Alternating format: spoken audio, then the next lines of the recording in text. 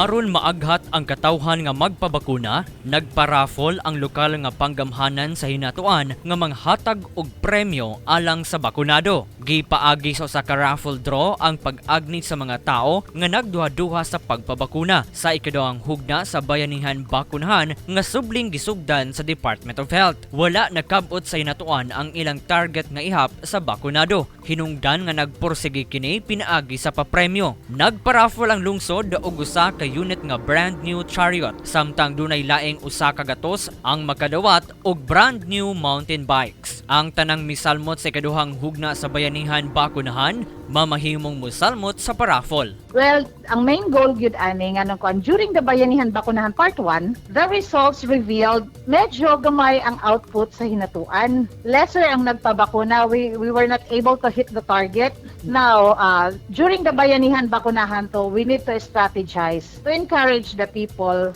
to submit themselves to be inoculated.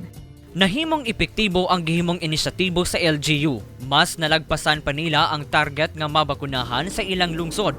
So, the Emergency Operations Center for Vaccination came up with the idea nga, why not magpakandak tag raffle to entice the people? Not only na protected sila, at the same time, they will get a chance to win the prizes in store for that Bayanihan Bakunahan. Indeed, we were able to realize the goal. Daghan gyud ang nagpabakuna to because of that.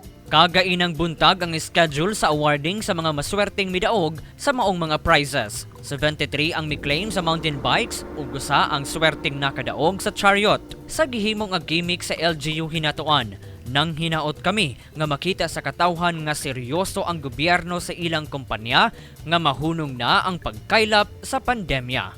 Arjun Sabalde Ramones, Newsline Philippines, Caraga Region. Stay safe.